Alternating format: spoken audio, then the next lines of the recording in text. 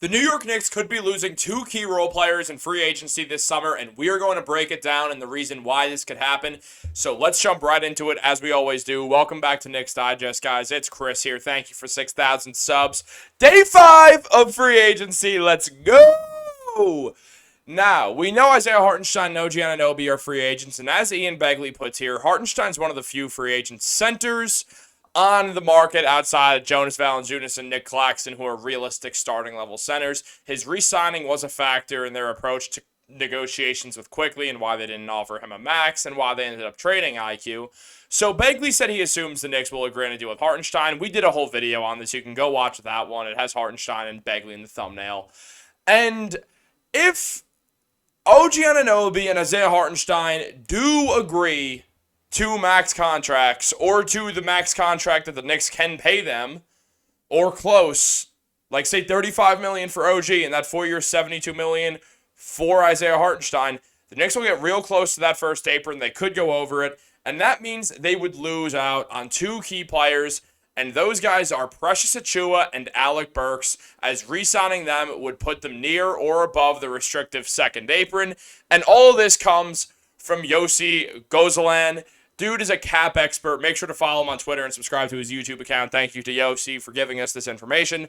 But really what we're looking at is a situation where two key role players for the Knicks, especially in the playoffs, could not be back with the New York Knicks due to money reasons. Now the Knicks, over the next few years, they're going to have to pay a lot of guys. Right now their cap situation is nice. Everything's chill. There's a good vibe around it, and there's a good chance the Knicks can use the fact that they have good cap flexibility to make a big trade this summer and create a true NBA Finals contender, even though I kind of think they already have one.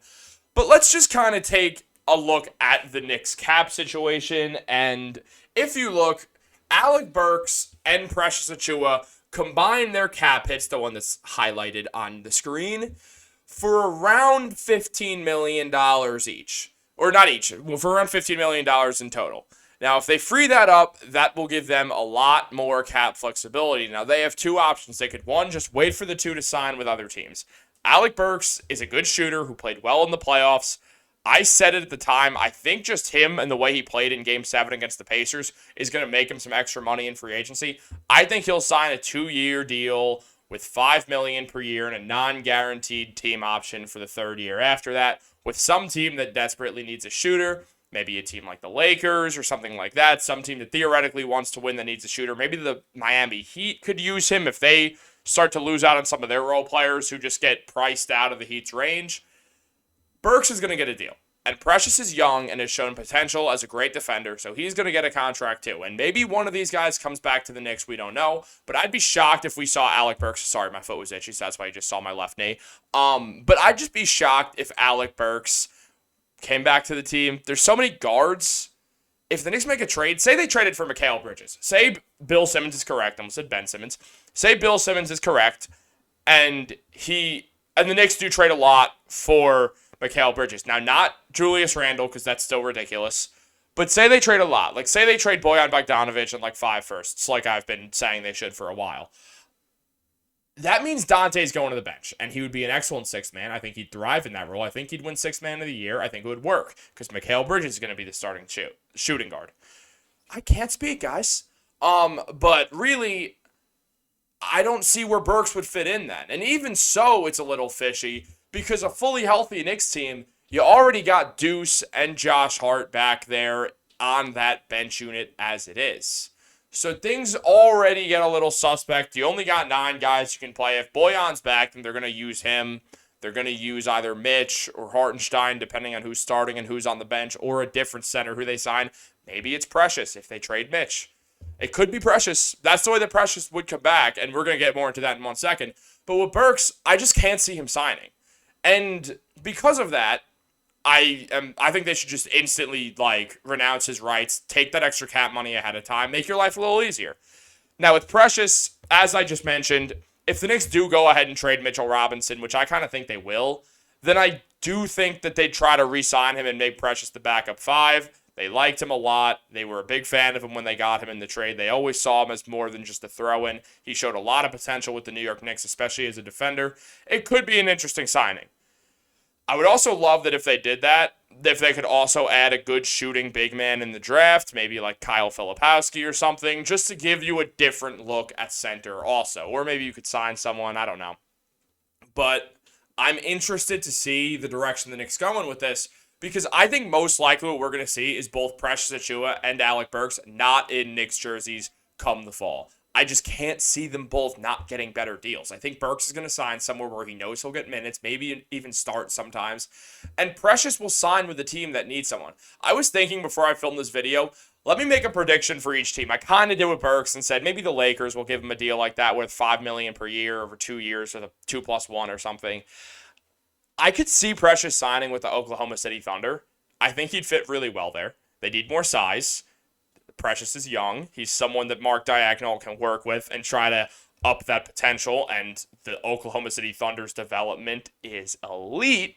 So I would like to see Precious Achiuwa sign with the Thunder. If he were to leave the Knicks, I think that's a perfect fit for him. Now, that was more just a fun little throw into this video because I figured, hey, why not? Let's just talk a little bit. But when you look at the Knicks right now, so this is before free agency, before some contracts expire, they are $7.5 million away from that first apron. Now, you get rid of Precious and Burks, that already goes up to, what, $22, $23 million of space before that first apron. You have to count in other free agents, too, on the Knicks, because obviously then re-signing both OG and Hartenstein is going to put you right next to that second apron. But when we think about it, when some contracts go away and stuff like that, it will be past the first apron by a tiny bit, or maybe if they get a little bit of a bargain deal, it won't pass the first apron. But regardless, what we're looking at is a situation where it's going to be hard to pay all four of them come free agency. Burks doesn't really have a roster spot with the Knicks where he's going to be in the rotation, so I think he for sure is out of here. I would say there's a 0% chance Alec Burks comes back to the Knicks unless something unforeseen happens. Now, with Precious, I think the likelihood is higher. But if you told me to bet on it, I would say that Precious is not going to be a Knick next year just because they can afford to lose him. They have Jericho Sims. It's not like they don't have a third big man. They have Sims. Like, they have someone else there. Jericho Sims theoretically could be a backup center if the Knicks want to save money. He could be. That's all I'm saying is that's a possibility. So it's not like Precious or Burks is definitely needed. But I think they would like to keep Precious around. I think they like him. They like his vibe. They like that he's from New York. I just can't see either of them coming back next summer or this summer. But guys, I want to hear from you guys. Let me know. Are they staying? What's your prediction? Give me your contract predictions depending on what team it is for each of Precious and Alec Burks. I'll be sure to comment in the replies. I try to read every single comment possible, but we're pumping out content like crazy. So sometimes it gets a little hard because we are on that off-season grind. We're not slowing up anytime soon.